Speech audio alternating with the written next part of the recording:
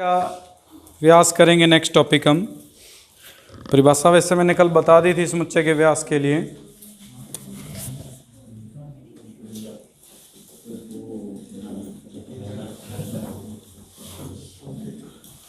मान लो हमारे पास कोई भी एक समुच्चय दिया हुआ है ए, तो इस ए समुच्चय का व्यास जो है वो डी ए से व्यक्त किया जाएगा, जो हमारे पास supremum value of D A comma B where A and B both are belongs to capital A. यानी अगर हमारे पास किसी भी समुच्चय का व्यास ज्ञात करना है तो समुच्चय में उपस्थित अवयवों के मध्य दूरी का सबसे अधिकतम मान जो होगा उसे हम उस समुच्चय का व्यास कहेंगे, और सबसे अधिकतम मान जो भी प्राप्त होगा उसको हम समुच्चय का व्यास कह देंगे। अगर वो अनंत समुच्चय है, अनंत समुच्चय का मतलब अपरिमित समुच्चय, तो उस स्थिति में उसका जो व्यास होता है वो हमेशा अनंत होता है, अपरिभाषित मान होता है, क्योंकि उसमें निश्चित नहीं होता हमारे पास कि किन दो बिंदुओं के मध्य ज्ञात करेंगे। लेकिन अगर कोई परिमित हमारे पास समुच्चय दे दिया जाए तो उस परिमित समुच्चय का व्यास हमेशा अनंत से छोटा होगा। अनंत से छोटा का मतलब है कि निश्चित मान आएगा कोई ना कोई। तो यहाँ पे हमारे पास अपरिमित समुच्चय के लिए तो लिखेंगे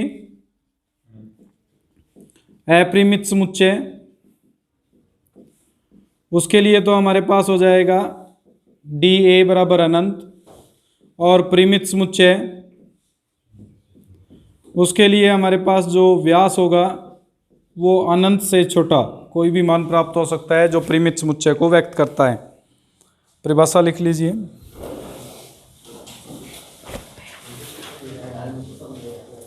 बाउंडेड मैट्रिक्स स्पेस, परिबद्ध दूरिक समष्टि का मतलब होगा इसमें हमारे पास कि अगर कोई भी मैट्रिक्स स्पेस डिफाइन किया गया है, एक्स कोमा डी एक मैट्रिक्स स्पेस है, तो अगर x का व्यास एक निश्चित मान प्राप्त होता है लेस देन और इक्वल टू कैपिटल M से, यानी इसमें उपस्थित किन्हीं दो बिंदुओं के मध्य जो दूरी आ रही है x और y के मध्य दूरी लेस देन इक्वल टू एक कैपिटल M से for all x comma y belongs to capital X, तो उसे परिबद्ध दूरिक समष्टि कहते हैं। XD एक दूरिक समष्टि है। दूरिक समष्टि हम कल परिभाषित कर चुके हैं, जिसके अनुसार वो चार कंडीशंस को सेटिस्फाई करता है। अब ये अगर निश्चित हो कि किसी कैपिटल M से स्मॉलर वैल्यू को शो करता है, यानी किन्हीं भी दो अवयवों के मध्य दूरी ज्ञात करें वो हमेशा एक निश्चित मान से छोटा प्राप्त होता है, तो उस स्थिति में उसे हम परिबद्ध दूरिक समष्टि कहते हैं। परिबद्ध ऐसे मीनिंग ये था कि एक ऐसा कोई भी समुच्चय जिसके अंदर दो निश्चित मान के बीच में मान प्राप्त होते हैं सभी के सभी।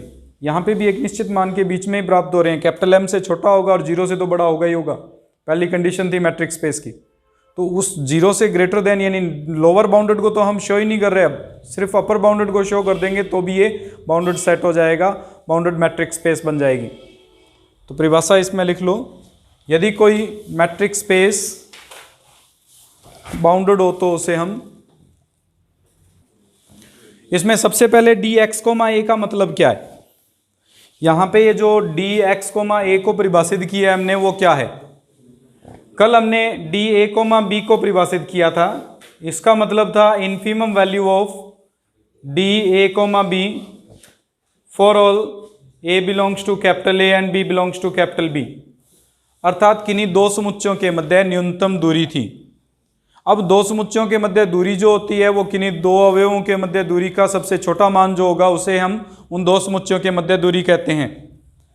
अगर इसमें से किसी एक बिंदु को हम x और एक को कैपिटल A ले लेते हैं तो इसका मतलब इस बिंदु x की समुच्चय A से दूरी है।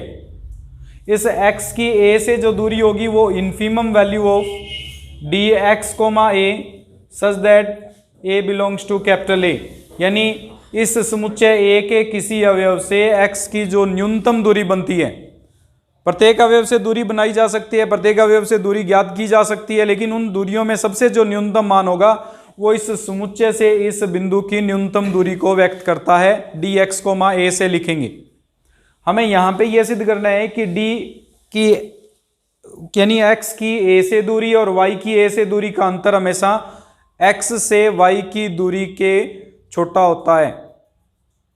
इसको प्रूफ करने के लिए हम सबसे पहले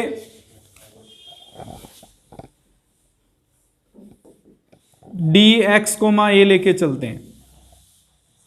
यहां ए की जगह स्मॉल ए ले लेते हैं। परिभाषा के अनुसार डी एक्स कोमा ए जो बराबर होगा वो infimum of D x comma A such that A belongs to capital A, यानी इस समुच्चय की एक्स बिंदु से जो न्यूनतम दूरी है उसको व्यक्त कर रहा है। या इसको ये लिख सकते हैं infimum of D x comma A Y plus D Y comma A. यहां पे लेस देन इक्वल टू का साइन हो जाएगा त्रिभुज असमीका के नियम से। हमने इसमें ये पार्ट लिखा है डी एक्स कोमा ए जो होता है वो स्मॉलर देन इक्वल टू होगा D x comma Y plus D Y comma A से। अगर डी को एक्स कोमा वाई और डी वाई कोमा ए से स्मॉलर देन इक्वल टू होगा तो यहाँ इन्फीमम वैल्यू ले रहे थे, इसका मतलब इन दोनों की भी इन्फीमम वैल्यू से हम डिफाइन करेंगे।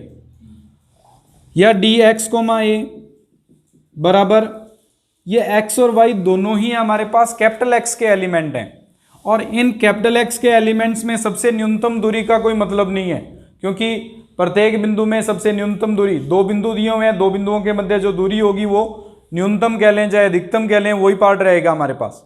तो x और y के लिए तो यहाँ पे हम डायरेक्ट लिख सकते हैं डी एक्स कोमा वाई, लेकिन इसमें ये जो बिंदु है वो x का बिंदु है और ये जो बिंदु है वो कैपिटल ए समुच्चय का बिंदु है। इस स्थिति में इनके बीच में जो न्यूनतम दूरी होगी उसको हम व्यक्त करेंगे डी वाई कोमा ए से। लेकिन हमें पता है कि डी वाई की ए से न्यूनतम दूरी जो होती है उसको हम किसी समुच्चय से किसी बिंदु की न्यूनतम दूरी से व्यक्त करते हैं, इसलिए डी वाई कोमा ए से व्यक्त किया जाएगा। ये प्लस का इधर आएगा 2, यानी डी एक्स कोमा ए माइनस डी वाई कोमा ए बराबर होगा डी एक्स कोमा, यहाँ बराबर की जगह पर लेस देन इक्वल टू का साइन आएगा। लेस देन इक्वल टू होगा हमारे पास, ये माइनस में है और यहाँ लेस देन इक्वल टू का साइन है डी एक्स वाई। समीकरण नंबर 1। कुछ इसी प्रकार से हम डी वाई कोमा ए को लेके चलते हैं। वाई कोमा ए का मतलब infimum value of D x comma Y comma A for all A belongs to capital A. फिर से असमीका का उपयोग करेंगे तो infimum of D Y comma X plus D x comma A लिखा जाएगा त्रिभुज असमीका के अनुसार। इसको less than equal to D x comma Y, क्योंकि मैट्रिक स्पेस है, मैट्रिक स्पेस में सममित का गुणधर्म लागू होता है, डी एक्स वाई और डी वाई एक्स बराबर होते हैं, plus infimum value of D x comma A. ये जो डी एक्स कोमा ए की कंडीशन है वो बन जाएगी हमारे पास लेस देन इक्वल टू में D x comma capital A, और अगर हम इसको इस तरफ लेके आए प्लस साइन में है तो नेगेटिव साइन में आ जाएगा माइनस का D x comma A less than equal to D x comma Y. ये इक्वेशन नंबर 2। इस फर्स्ट इक्वेशन और सेकंड इक्वेशन में देखो, फर्स्ट इक्वेशन में जो पार्ट आ रहा है उसमें डी एक्स कोमा ए माइनस डी वाई कोमा ए के मध्य जो अंतर है वो डी एक्स वाई से स्मॉलर है। इसमें डी वाई कोमा ए माइनस डी एक्स कोमा ए के मध्य जो अंतर है वो डी एक्स वाई से स्मॉलर है। इसका मतलब इनका चिन्ह बदलने से इस इक्वेशन पर कोई प्रभाव नहीं पड़ रहा। अगर चिन्ह परिवर्तित करने पर या अंतर लेने पर हमारे पास कोई परिवर्तन नहीं आता तो उसको मापांक से व्यक्त किया जाता है। हम इसको डायरेक्ट लिख सकते हैं मापांक D x comma A minus D Y comma a smaller than होगा डी एक्स कोमा वाई से, जो हमें इस थ्योरम में प्रूफ करना था।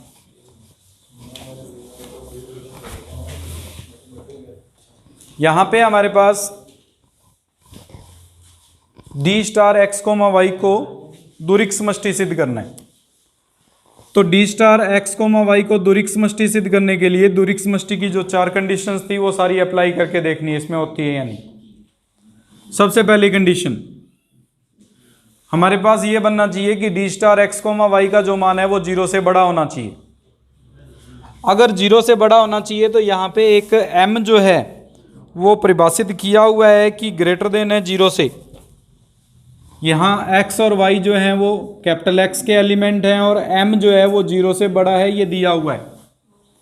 अगर m की वैल्यू ग्रेटर देन है 0 से, D एक मैट्रिक्स स्पेस है जिसके कारण dxy का मान भी ग्रेटर देन इक्वल टू 0 होगा, और अगर ये ग्रेटर देन इक्वल टू 0 होगा तो d स्टार ऑफ xy का जो मान बनेगा वो भी हमेशा ग्रेटर देन और इक्वल टू 0 की कंडीशन को सेटिस्फाई करता है। इसका मतलब जो पहली कंडीशन थी मैट्रिक्स स्पेस की वो सेटिस्फाई होती है इसमें। सेकंड कंडीशन, पहले x बराबर y लेके चलते हैं। हम ये चेक करेंगे कि d star x comma y की वैल्यू क्या आएगी।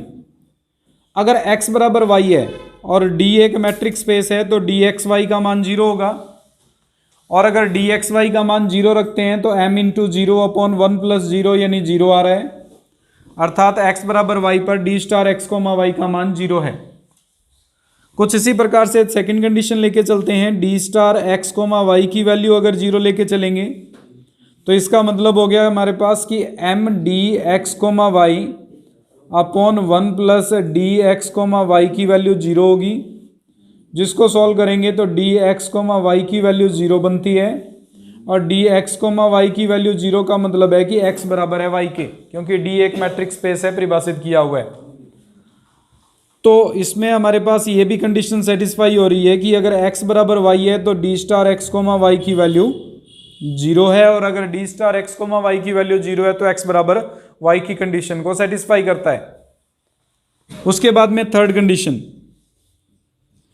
d star x comma y हमें दिया हुआ है इक्वल है dx comma y upon 1 plus dx comma y के।